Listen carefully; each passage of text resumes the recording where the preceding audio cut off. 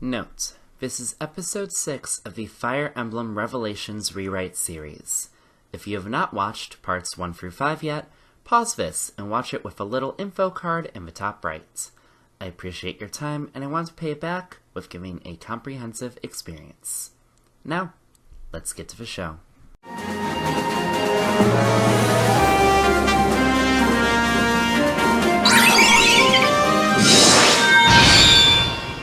In Chapter 25, both paths rejoin in Vala, with Kana and Shigure meeting each other around Azora's old home. The main difference between the paths is the allies on Kana's path, excluding Kana, will be at level 9. Kana will match Shigure in level. Kana and Shigure will start trading notes about what happened on their respective adventures, and ask everyone else to do the same. Silky and Valoria pair up, as do Percy and Hisame, Siegbert and Sora, Tsukiko and Ophelia, Nina and Mitama, Hidaki and Soleil, Hotaru and Ignatius, Forrest and Hanoka, Win and Kuragi, and, much to Kane's chagrin, Kane and Shiro. While trading notes, everyone comes to the same conclusion that the figure in the sky is Anenkos, and this time he's got assistance. Before they can think about it for too long, a shadowy, flamed figure rides in front of the children, unnamed. He says to the children, "This is my last humane act in this realm. Leave now, or prepare to pay the price for all of your lives as your parents have before you. Do not try to resist. It will only lead to your death." After the children choose to resist the figure, said figure snaps his fingers and vanishes. The children are clearly very confused, but before long answers come in the form of a temporary possession of Kana. Through Kana, a voice says the following: Your parents are all dead. Your parents are dead for messing with fate, messing with reason, messing with the one inevitable ending. Our intention was to get Anenkos to take you all out, but apparently hide-and-go-seek still runs in your veins. Mark my words, children.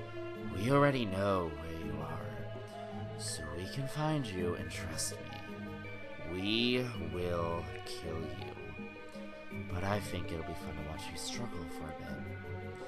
When we truly meet, we will see how the Forgotten Alliance deals with brats. I bid you adieu. Kana is then incapacitated for a bit, while monster enemies range from moth dukes to moguls to risen surround the children. Shigure volunteers to keep Kana out of harm's distance, leaving the rest of the children to defend themselves for a total 20 turns. Once the map is finished, Kana will recover but feel really weak, leaving him to lean on Shigure for support. The children as a whole feel unsure and scared about their whole situation, but Shigure rallies everyone together to stay strong and to take on this mysterious threat. As the group decides where to go next, Tsukiko feels a very sharp rise of dark magic and pain, and directs the group to go towards a specific village, one without name, but with a familiar life force. In Chapter 26, the children are following Tsukiko through a prairie. Suddenly, she stops and starts cackling, leaving many children confused, but persuading Kane and Shiro to draw their weapons against Tsukiko under suspicion that she has been consumed by whatever black magic Kana was under. This causes Tsukiko to have a much lighter laugh, leading her to explain that the magic force ahead is considerably weaker than expected. After a bit more walking, the group finds a village engulfed in flames and surrounded by monsters. As the group rushes towards the village, they make out a familiar face amongst the monsters, wielding a shiny lance and stabbing everything in sight. This woman, while definitely older than Shiro, has retained a youthful look on her face. While Siegbert goes up to make a formal introduction, Hanoka grabs his hand and takes out a drawing. This is Lady Mozu, Queen of the Meek and one of the most terrifying ladies who traveled with Corn. Although, if Anenkos supposedly killed all the adults, why is she still alive? Mozu then walks up behind Hanoka and responds, "It's easy, I still look like a tyke. But now I'm big and strong like the mighty ox I wrestled after learning under Rinka. Plus, you should know that big stupid dragon could never kill me off. I've worked too damn hard and too damn long on these lance skills." This is when Mozu's child, or children, will go up to her and express their joy that she's still alive. Mozu herself is a pre-promote, but like all pre-promotes, her growths are actually quite weak, with nothing surpassing 40% despite solid base stats. The reunion is put to a grinding halt when more monsters are summoned, along with an illusionary figure. Hisame slashes at the figure, but to no avail. "Greetings, children. My, you kids are adorable. My name is Candace, and I'm just here to stalk you out. Do you like the Bowwalkers?" I think they add a certain charm, if you know what I mean. Anyway, that's all. Have fun with that glory hound named Mozu. I'd kill her myself, but, you know, fires aren't good for the dress, and blood isn't good for the nails. The illusion then disappears, and Bonewalkers come in from all sides, with a Bonewalker holding a bow as the boss. In order to clear the map, the children must escape from a burning town through one of the 12 exits. This chapter is one of 8 chapters that unlocks a secret chapter towards the end of the game when specific conditions are met. In order to check the marker for chapter 26, Mozu must kill 5 or less enemies. Once the chapter is cleared, Mozu will explain to the children everything that happened during her childhood, relaying how she joined Korn and Azora after training on Mount Zajes, and took down Aninkos. Or, so she thought she did. After the final fight, Mozu moved back to her home village's land to try to fix and improve the village in memory of her long-lost mother. She succeeded and then some, and things in the village were quite prosperous. Unfortunately though, Aninkos came, and while she herself was unharmed, the damage left by him left the village inhabitable once more. After listening to her story, the group decides that they should check up on their respective homes to try to track down the Alliance and cut them down while they stand. The player has a choice to go to either Hoshido or Nor for chapter 27. If the team decides to go to Hoshido, your team will head to Fort Jinya. If the team decides to go to Nor, your team will head to Woods of the Forlorn. In chapter 27, depending on the choices you made, the group will head to either Fort Jinya or Woods of the Forlorn. Starting with Fort Jinya, the group of children are looking around for writings from Sakura, who Hanoka had known as a, quote, very careful note-taker, a habit she picked up from talking to Leo. While looking around in the fort, the real Candace appears and fires an arrow at Hanoka, but barely misses. She then sighs, remarking how she should have, quote, brought backup, before stating, "Oh yeah, right. All I need to do is snap if that necromancer will get me guards." Right after she snaps, a withered man appears and waves his staff, raising all sorts of Bonewalkers, Risen, and, much to Hanoka's disbelief, the corpses of both her parents before vanishing. Hanoka goes into a tirade and grabs the nearest scroll around her, which happens to be a Calamity Gate scroll, and arms herself for combat, yelling at everyone to do the same. Shocked with how furious Hanoka is, everyone arms themselves immediately, save for Kana, who was still a little fuzzy after chapter 26. In order to clear the map, the team must rout the enemy. If Hanoka fights Candace, the following exchange will occur. These lines start with Candace talking. "Oh, you wish to find Candace? Prepare yourself, love." "I will not hear a damn thing out of your mouth, you vile simpleton!" My, aren't you sharp? Very well. Let's see my bow do the talking. This is also another fight where you need to clear the 8 objectives. On this map, Hanoka needs to kill at least 7 enemies, including Candace. Fulfilling that requirement will set off a marker for later in the game.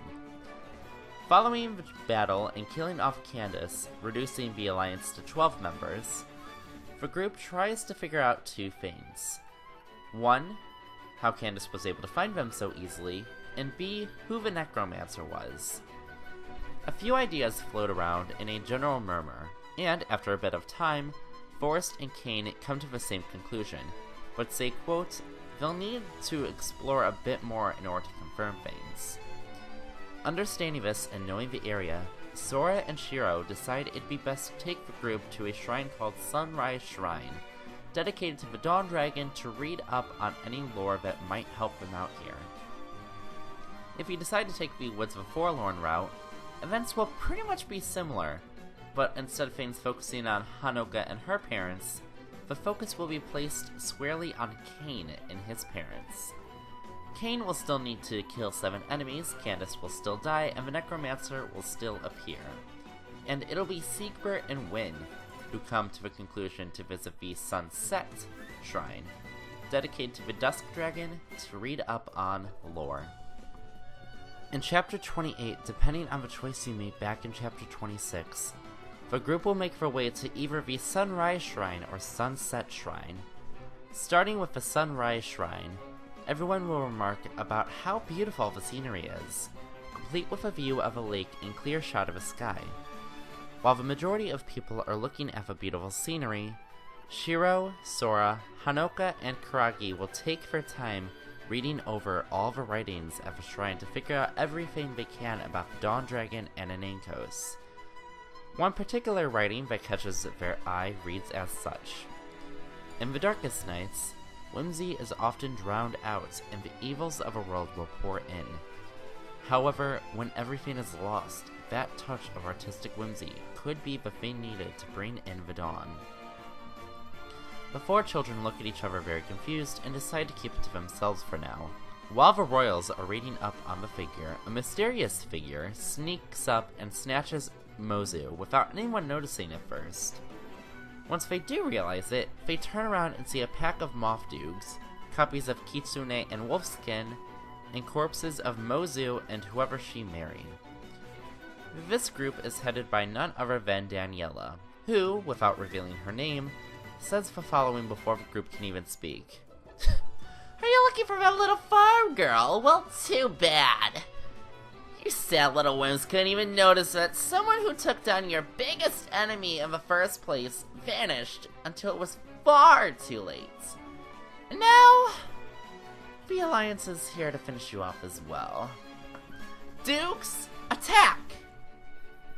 At this point, Kana is well prepared to take aim at the enemies and fight alongside everyone else. For this chapter, you simply need to kill Daniela with any of Mozu's children. If Mozu went unpaired, you will need to kill Daniela with either Kana or Shigure. The map as a whole is pretty barren except for the sides, with the shrine being in the center, forest being in the quote-unquote bottom, a lake being in the top of the map, and a clear field besides a few trees otherwise. Once the map is cleared, Valoria will go up to the body and see if there's anything connecting to the Necromancer or Anankos, despite the group's protests. On Daniela's body, Valoria is able to find a necklace with a particularly strong white pendant attached.